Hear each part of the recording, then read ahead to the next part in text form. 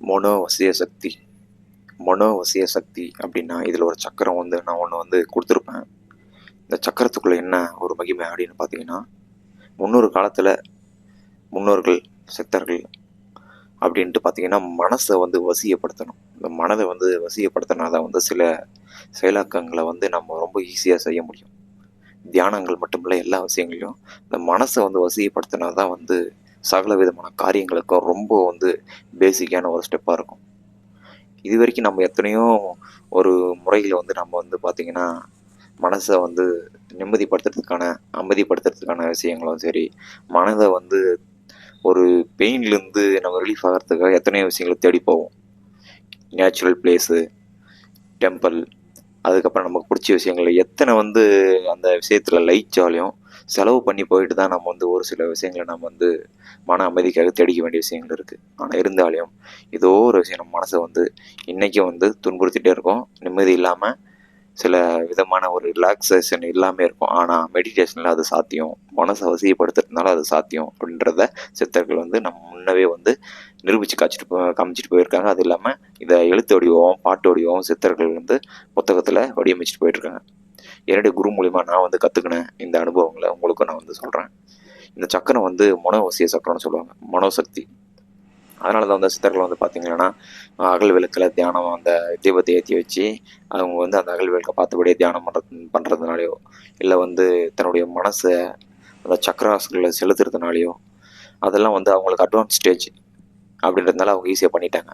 ஆனால் நம்ம கண்ணுக்கு தெரியாத ஒரு விஷயத்தை கான்சன்ட்ரேஷன் பண்ணணும் அப்படின்றது ரொம்ப ஒரு சாத்தியமில்லாத ஒரு விஷயம். அதனால் கண்ணுக்கு தெரியக்கூடிய விஷயங்களா ஸ்ரீ சக்ரா இந்த மாதிரி மனோவசிய சக்தி சக்ராஸ் கொடுத்துருக்காங்க. இதை என்ன பண்ணணும்னா, இப்போ நான் போட்டிருக்க மாதிரி ஒரு வெள்ளை பேப்பரில் இந்த மாதிரி ஒரு பிளாக்கில் ஒரு ரூபா அளவுக்கு பெருசாக வட்டமாக போட்டு அதில் ரவுண்ட் ஷேப்பில் உள்ள இருக்கிற பெயிண்ட் அடித்து வச்சுக்காங்க. நல்லா கலர்ஃபுல் பண்ணி வச்சுக்கிட்டு அதை நம்ம கண்ணுக்கு நேராக ஒரு 2 அடி 3 அடி தொலைவில் செவத்தில் ஒட்டிடணும். வாலில் ஒட்டிட்டு, இல்லை நம்ம கையிலே கூட வச்சுட்டு பார்க்கலாம், ஒன்றும் பிரச்சனை இல்லை. இல்லை பர்ஸ் பேக்கெட்டில் கூட இது மாதிரி பண்ணி பேக்கெட்டில் போட்டுக்கணும்னு நம்ம தேவைப்படும் போது நம்ம மனதை அடங்காமல் பெயினில் தெரியும் போது இதை பார்க்கும்போது மனம் அடங்கும். எப்படின்னா, இந்த சக்கரத்தினுடைய நடு மையப்பகுதியை பார்த்துட்டே இருக்கும்போது என்ன நடக்கும்னா, நம்முடைய முழு எண்ணங்கள் எங்கெல்லாம் சுற்றி திரிஞ்சிட்டு அலைஞ்சிட்டு மனசு ஒரு குரங்கு மாதிரி இப்போ ஒரு எண்ணங்கள் தோன்றும், அடுத்து ஒரு 10 செகண்டில் ஒரு எண்ணங்கள் தோன்றும், அடுத்து ஒரு 10 செகண்டில் வேறு ஒரு விஷயங்கள் நினைக்கும். அதனால மனதுன்றது எண்ணங்கள் ஒரு குரங்கு மாதிரி மரத்துக்கு மரத்துக்கு தாவிட்டே இருக்கிற போல அது மாதிரி அதை அடக்கணும்னா நம்ம இந்த மனோவசிய சக்கரத்தை பார்த்து பழகணும். மனசை 5 நிமிடம் நிறுத்தி பழகிக்கணும். இதனுடைய சக்தி ஆற்றல் இந்த வீடியோவில் ஃபுல்லாக நான் சொல்லிடுறேன். எப்படின்னா, இந்த சக்கரத்தை நம்ம பார்க்கும்போது இதுவும் ஒரு விதமான மெடிடேஷன் தான். இன்னும் நிறைய மெடிடேஷன் இருக்குது, அதெல்லாம் நான் வரக்கூடிய பதிவில் சொல்கிறேன். ஒவ்வொரு பயிற்சியாக ஆரம்பிக்கணும்.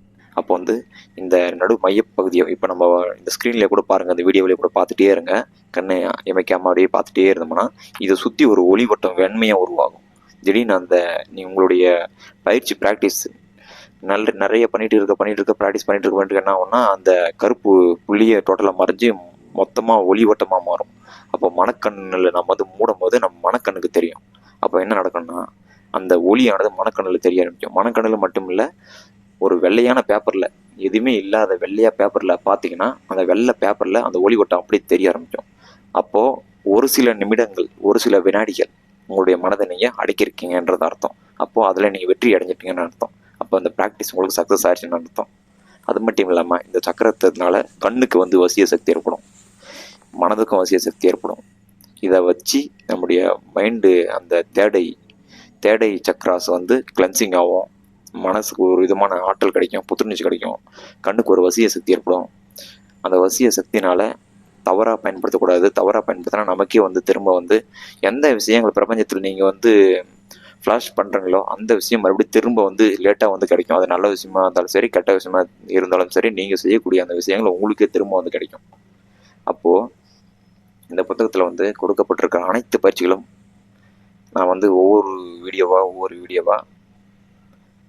உங்களுக்கு என்னுடைய அனுபவத்தில் புரிகிற மாதிரி ஒவ்வொரு விஷயமா போடுறேன். அது மட்டும் இல்லாமல் இந்த சக்கராஸை வச்சு அந்த காந்த சக்தி அந்த சக்கராஸை பார்த்துட்டே இருக்கிறதுனால என்ன நடக்கும்னா, கண்களுக்கு ஒரு விதமான காந்த சக்தி ஏற்படும். அப்போது அந்த காந்த சக்தியை வச்சு முன்னோர்கள் என்ன செஞ்சுருக்காங்கன்னா, ஒரு விலங்குகள் இல்லை வந்து வேற ஏதாவது தாக்கக்கூடிய மனிதர்களாக இருந்தாலும் சரி, இல்லை போர்க்கலைகளாக இருந்தாலும் சரி, இந்த சக்கரஸை அதி தீவிரமாக 365 நாட்களுக்கும் அதிகமாக பயிற்சி பண்ணி செய்யறதுனால என்ன ஆகும்னா, கண்களுக்கு அளப்பரிய காந்த சக்தி ஏற்படும். அது வந்து நம்முடைய ஜீவசக்தியோட கலந்து, உடல் கலந்து பயங்கரமான ஒரு வசிய சக்தி இருக்கும். இந்த பவரை வச்சு தினமும் பயிற்சி செய்யும்போது என்ன நடக்கும்னா, ஒரு பொருளை நீங்கள் கண் இமைக்காம ஒரு கொஞ்ச நேரம் கான்சென்ட்ரேஷன் பண்ணுறீங்கன்னா, அந்த பொருட்கள் நகர ஆரம்பிக்கும், தொடாமலே நகர ஆரம்பிக்கும். இதுக்கு வந்து டெலகினிசிஸ்ன்னு பேர் உண்டு. இதை வந்து இன்றைக்கும் வந்து வெளிநாடுகளில் வந்து பண்ணிட்டு இருக்காங்க. நல்ல ஹை லெவல் இருக்கிற மாஸ்டர்களும் இன்றைக்கும் பண்ணுறாங்க. என்னுடைய குருவும் இதை பண்ணுவார். ஒரு தொடாமல் ஒரு பொருளை நகர்த்துவார். எப்படின்னா, இந்த மாதிரி பயிற்சி விஷயங்களை வந்து எனக்கு சொல்லி கொடுத்தாரு. இந்த பயிற்சி விஷயம் தினமும் பையன் பண்ணும்போது என்ன நடக்கும்னா, ஒரு பொருளை தொடாமல் நகர்த்ததால் மட்டும் இல்லை, ஒரு சிலருக்கு வந்து இந்த ஹீலிங் எனர்ஜி, இந்த ஆற்றலை வச்சு நகர்த்தக்கூடிய அந்த ஆற்றலை வச்சு ஒருத்தருக்கு நம்ம வந்து ஹீலிங்கே பண்ணலாம். ஹீலிங்னா அவங்களுக்கு வந்து நம்முடைய காந்த ஆற்றல் உடலில் கம்மியாக இருக்கிறவங்களுக்கு, காந்த ஆற்றல் உடலில் கம்மியாக இருக்கிறவங்களுக்கு நோய்கள் ஏற்படும் இல்லைங்களா, அந்த மாதிரி இந்த காந்த சக்தியை வச்சு அவங்களுக்கு நோய்களும் குணப்படுத்தலாம். தொடாமல் ஒரு பொருளை நகர்த்தவும் வந்து இந்த ப்ராக்டிஸை வச்சு பண்ண முடியும்.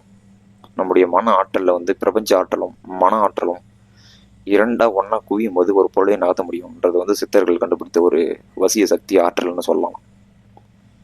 இதுக்கு வந்து நிறைய பயிற்சி இருக்கணும். ஒரே நாளில் எந்த ஒரு பொருளும் நகர்த்த முடியாது. என்னாலேயும் வந்து ரொம்ப வெயிட்லெஸ் ஆன பொருளாக தான் வந்து நான் மூவ் பண்ண முடியுது சில. ஆனால் வந்து ரொம்ப அதிகமாக வந்து தொடாமலே ரொம்ப கான்ஃபிடென்ட்டாக தொடாமலே ஒரு பொருளை நகர்த்தணும்னா அதுக்கு பயங்கரமான பயிற்சி வேணும். தினமும் செய்யணும் அப்படின்னு சொல்லியிருக்காரு என்னோட குரு. ஒரு நாள் விட்டால் கூட அந்த பயிற்சி மறுபடியும் நம்முடைய மன வசியப்படுத்தணும்ல, அந்த வசிய ஆற்றல், அந்த காந்த சக்தி நம்ம அந்த சக்கரத்தை பார்த்து ஏற்றுறோம்ல, இப்படி பண்ணுறதுனால என்ன ஆகும்னா அளப்பரிய ஆற்றல் வந்து வீணாகுமா. மறுபடியும் வந்து நம்ம அந்த ப்ராக்டிஸ் பண்ணுறதுனால, மெடிடேஷன் பண்ணுறதுனால மறுபடியும் நமக்கு வந்து அந்த ஆற்றல் மறுபடியும் வந்து கிடைச்சிரும்.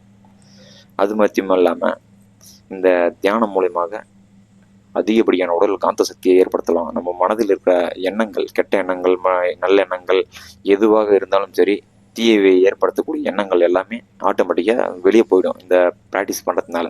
அப்போ என்ன நடக்கும், நம்முடைய மைண்டு ஃப்ரெஷ்னஸ் இருக்கும், ரொம்ப வந்து சந்தோஷமாக 24 மணி நேரம் ஒரு புத்துணர்ச்சியோடவே இருப்போம். அது மட்டும் இல்லாமல் காந்த சக்தி அதிக உடலில் அதிகமாக அதிகரிக்க என்ன நடக்கும்னா, நம்முடைய உடல் இளமையாக மாற ஆரம்பிக்கும். உடலுக்கு வயது அதிகமானாலும் நம்ம வந்து உடல் தோற்றத்தை பார்க்கும்போது இளமையாகவே இருக்கும். அது மட்டும் இந்த காந்த சக்தி வந்து அந்த அளவுக்கு பவர். இந்த சக்கரத்தை பார்த்துட்டே இருந்தால அந்த அளவுக்கு காந்த சக்தி பவர். அது இல்லாமல் இந்த கேண்டிலும் காமிச்சிருப்பேன். இந்த பயிற்சியும் இந்த கேண்டில் பயிற்சியும் ஒரு நாள் விட்டு ஒரு நாள் செய்வேன். ஒரு 1 ஹவர் இந்த காந்த சக்தி இந்த சக்கர பயிற்சி செய்யணும்னா, அதுக்கப்புறம் ஒரு 5 மினிட்ஸ் வந்து ஒரு 1 ஹவர் 2 ஹவர் ரெஸ்ட் விட்டுட்டு அதுக்கப்புறம் இந்த கேண்டில் திராட்டக் பயிற்சி பண்ணுவேன். அப்படி பண்ணும்போது என்னன்னா, அதிகப்படியான காந்த சக்தி உடலில் கிடைக்கும் போது நமக்குள்ளே இருக்கிற நோய்கள் தானாக விலக ஆரம்பிக்கும். இதை மாதிரி விதமான ப்ராக்டிஸ் பயிற்சிகள் மீண்டும் வரக்கூடிய பதிவில் பதிவிடுகின்றேன். நன்றி, வணக்கம்.